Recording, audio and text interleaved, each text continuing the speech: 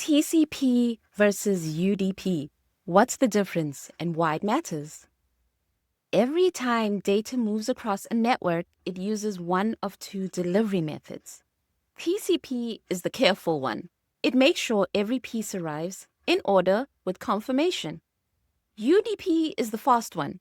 It just throws the data and hopes for the best. Knowing the difference isn't just a networking concept. It's how you understand why attacks work, why some traffic matters more than others, and what to look for in security logs. Let's get into it. TCP and UDP are both transport layer protocols. They sit at layer 4 of the OSI model, right between the IP layer below them and the application layer above. Their job is the same: move data between two devices. But they do it with completely different philosophies. Think of it like this. You need to send someone important documents. You have two options. Option 1, certified mail. You get a tracking number, the recipient signs for it, and if anything gets lost, the postal service resends it. That's TCP. Option 2, you fold the documents into paper airplanes and throw them across the room super fast. No guarantee they arrive. No way to know if pages are missing. That's UDP. Neither one is better. They designed for different jobs. And understanding which one is being used tells you a lot about what traffic is doing and whether it's behaving normally. TCP stands for Transmission Control Protocol. It's all about reliability. When two devices communicate over TCP, they go through a very specific process, the three-way handshake. Before any data is sent, TCP establishes a connection. The client sends a SYN packet, "Hey, I want to talk." The server responds with SYN ACK, "I hear you, let's talk." The client replies with ACK, "Great, we connected." 3 packets, connection established. This is happening every time you load a web page, send an email, or download a file. It's one of the most fundamental concepts in networking, and it shows up on every single cybersecurity certification exam. Next, sequencing and acknowledgement. Every piece of data TCP sends gets a sequence number. The receiver confirms what it got with acknowledgement numbers. If a packet goes missing, the sender knows exactly which one and resends it. Nothing slips through the cracks. Flow control. TCP adjusts how fast it sends data based on what the receiver can handle. If the receiver is overwhelmed, TCP slows down. If there's room, it speeds up. It's a conversation, not a monologue.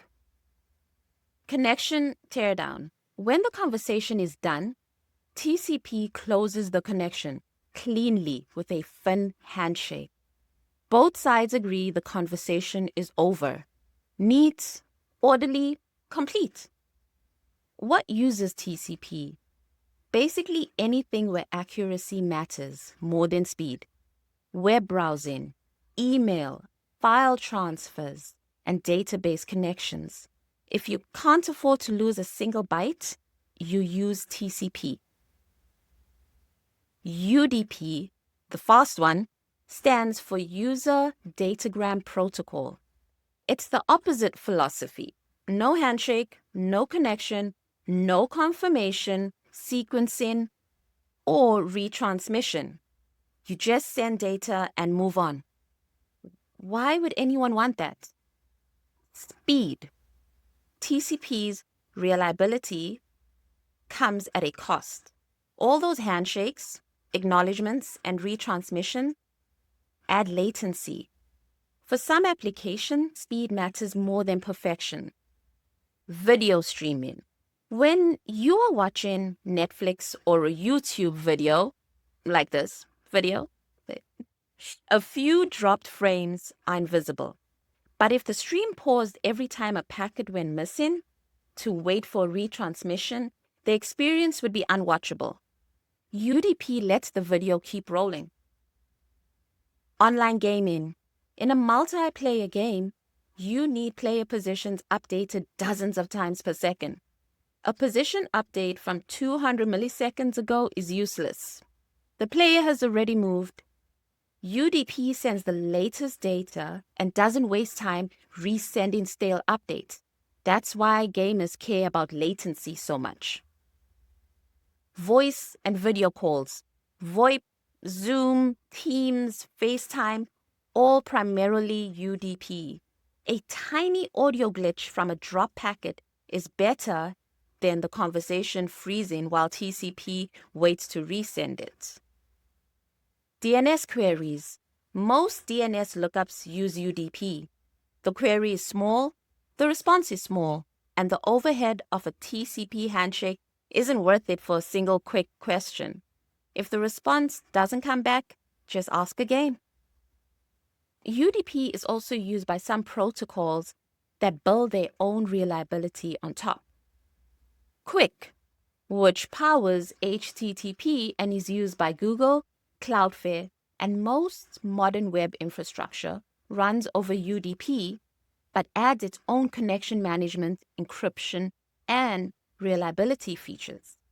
It gets the speed benefits of UDP while handling reliability at the application layer instead of the transport layer.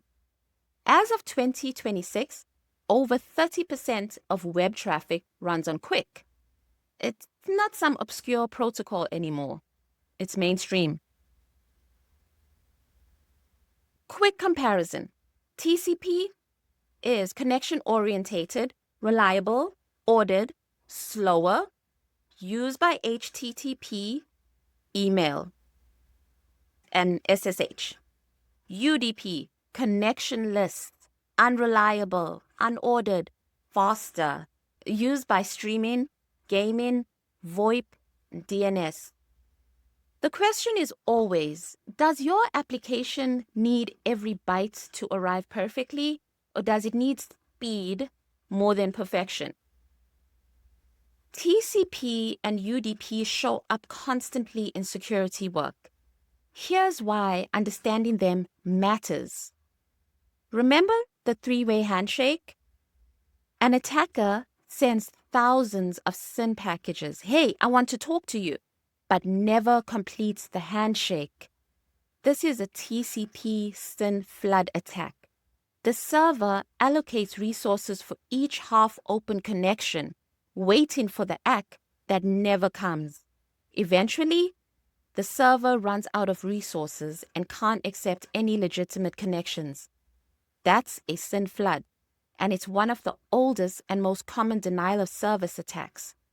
Defenses include SYN cookies, rate limiting, and cloud-based DDoS protections. UDP and TCP amplification attack. Because UDP doesn't verify connections, an attacker can send a small request to a server with a spoofed source IP, the victim's address. The server sends a very large response to the victim. The attacker sends a 60-byte query. The server responds with a 4,000-byte answer, all directed at someone who never asked for it. Multiply that across thousands of servers, and you've got a massive DDoS attack. DNS amplification is the most famous example, but NTP and Memcache have been used too. When you're reviewing firewall logs or SIEM alerts, knowing whether traffic is TCP or UDP tells you what kind of communication is happening. Unexpected TCP connections to uncommon ports might indicate a reverse shell or a command and control channel. Unusual UDP could signal DNS tunneling, data exfiltration, or a DDoS attack in progress. A burst of SYN packets without corresponding ACKs is a textbook SYN flood indicator. Port scanning tools like Nmap treat TCP and UDP differently. Scans use the handshake. If a port completes the handshake, it's open. UDP scans are trickier. because there's no handshake to confirm. The scanner sends a packet and waits for a response or an ICMP error. This is why UDP scans take longer and are less reliable, and why UDP services are sometimes overlooked in security assessments. So how do you see this traffic for yourself? Let's start with Wireshark. It captures traffic and you can filter it by TCP or UDP.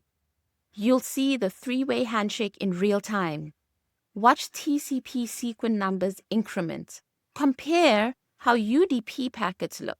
No handshake, no sequence number, just data flying. In a future video, we'll take a deeper dive into how Wireshark works. Next, we have Nmap. Try scanning a target with an ST and SU scan. Notice how TCP scans are faster and more definitive, while UDP scans take longer and produce more uncertain results. That's the protocol difference in action. TCP and UDP are the two ways data moves across networks. Every connection you analyze, every attack you investigate, firewall rule you write, you need to know which one you're dealing with and why. Reliability versus speed. That's the trade-off, and that trade-off has security implications everywhere. Open Wireshark and capture some traffic. Filter by TCP, watch the handshakes. Filter by UDP, watch DNS queries fly. The more you look at real traffic, the more this clicks. Drop a comment, TCP, UDP. Which one do you find more interesting? I want to hear it. See you in the next one.